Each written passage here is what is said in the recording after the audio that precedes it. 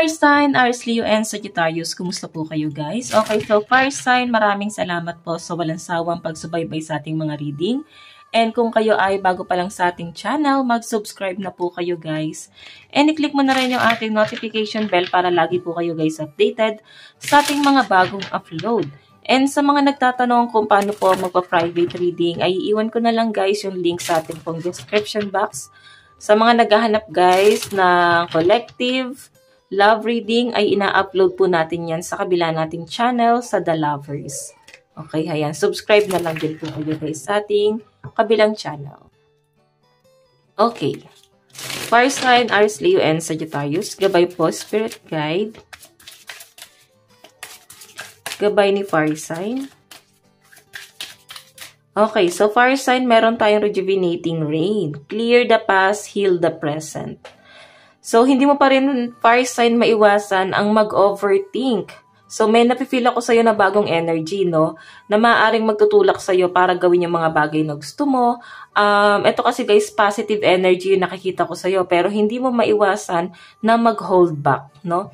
Hindi mo maiwasan na isipin yung mga nangyari sa'yo sa past, mga masasakit, mga masasalimuot, mga nagpahirap sa isipan mo. So, nakikita ko rito na ginagawa naman lahat ng mga fire sign para mas maging kalmado, mas maging relax, and kinakalimutan mo na kung paano mo tignan yung isang bagay or paano yung pananaw mo sa isang sitwasyon sa past. Okay? So, ang sinasabi nga sa'yo dito, fire sign, kalimutan na yung mga nangyari sa past. Okay? So, hindi naman natin guys kayang gawin yan agad-agad. Mas maganda pa rin siguro na tanggapin mo na yun nangyari at aral na sa'yo yun guys. Okay?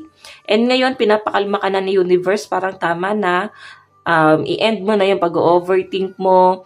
Hindi na yan makakatulong sa'yo. Ngayon, focus ka na lang sa goal mo. Okay? Kasi nakikita ko naman dito yung pagiging positibo ng mga fire sign.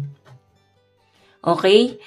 Yung energy mo kasi ngayon guys is napaka-positive. And maaring nakokontra lang siya guys ng negative energy dahil sa mga isipin mo sa past. Okay? So, tignan natin. Fire sign. Meron tayong protected by angels. You are cherished by the angels. Diba? Sabihin, yung mga gabay mo, nandyan lang talaga guys, nakaguide sa'yo. And, binibigyan ka daw nila ng sign. Kumbaga, pag alam nilang mapapahamak ka sa isang bagay, nandun sa point na parang dadalawang isip ka or parang laging may aberya para hindi ka matuloy dun sa bagay or lugar na pupuntahan mo or pinaplano mo. Kasi hindi para sa'yo. Pwedeng mas worse yung pwedeng mangyari. Okay, so tignan natin, fire sign. Meron po tayong overcoming obstacle. You can overcome anything. Diba? Lahat ng bagay pa, kaya mong kalimutan fire sign. Lahat ng masasakit, lahat ng mga nagpahirap sa'yo sa nakaraan, kayang-kaya mo na to guys kalimutan. Nakikita ko naman yung pagiging kalmado mo. And nasisense ko rin sa energy mo guys ngayong araw. Relax ka naman and inuunti-unti mo namang talikuran eh. At nakita ko na parang unti-unti ka nang bumabalik sa dati. Unti-unti ka nang bumabalik dun sa goal mo talaga na maaaring na-distract ka dahil sa isang sitwasyon. Okay, nawala ka dun sa focus mo dahil dun sa mga negative na nakakasama mo, mga negative na tao. Pero ito guys, ayan o, paalis ka na eh. Na-overcome mo na yan guys. Wag mo na daw hayaan na bumalik ka pa dun sa lugar na yon, sa sitwasyon na yon. Kasi ito guys, yung magpapabigat lalo sa kalooban mo. Or maaaring sila yung nagpipigil sa'yo para gawin mo yung mga bagay na pinapangarap mo. Okay? Ngayon, mas magpo-focus ka sa career mo. Nakikita ko sa'yo. Fire sign. Okay? So, tignan pa natin. Okay. Fire sign.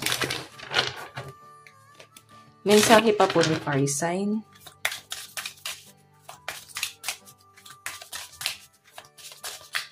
Okay. So, fire sign, meron tayong mirror, mirror. Ayan. The beauty you see in me is a reflection of you. Diba?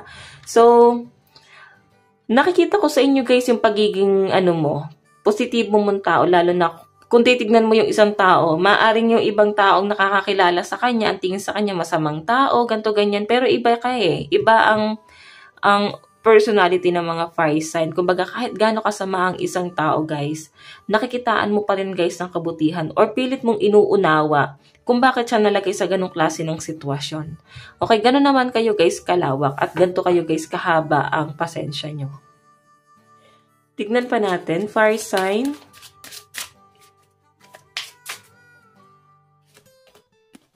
Movement. Inspiration is drawn to motion. So, ibasin nyo, guys, lalo na sa mga conscious pagdating sa kanilang health, sa kanilang kagandahan, kagwapuhan, physical appearance. Sa pinapakita dito, guys, nagpaplano, no, yung mga fire sign na para bang mas magiging conscious ka or pwede nagpaplano ka mag-exercise or magbabawas ka ng timbang kasi pwedeng nanunumbali ka nga sa nakaraan. Ayan, no, iniisip mo yung sitwasyon mo sa nakaraan. Pwedeng yung mga negative, pwede rin naman, guys, yung kung ano yung postura mo dati. Okay, pwedeng mapayat ka dati, ngayon parang tumataba ka. So, I think ibabalik mo yun, guys. Okay?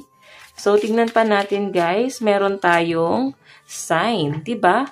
Nagbibigay ng sign ang mga gabay mo sa'yo. So, wag mo daw babaliwalain to, guys, kasi para sa'yo to. Kung may mga conflict na nangyayari, mas maganda raw, guys, na maglaylo ka dun sa bagay na yon. Or mas madaling sabihin na wag mo munang simulan, lalo na pag may conflict, guys. Kasi baka hinahadlangan ka dun sa bagay na yun kasi hindi para sa'yo. Malalaman mo naman pag para sa'yo ang isang sitwasyon or isang tao, isang bagay, pag smooth mong nakukuha. Okay? Pero mahirap, pero nakikita mong may improvement.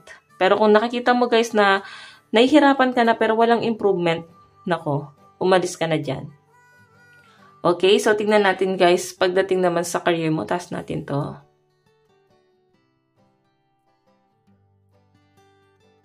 Okay, parang di ayos.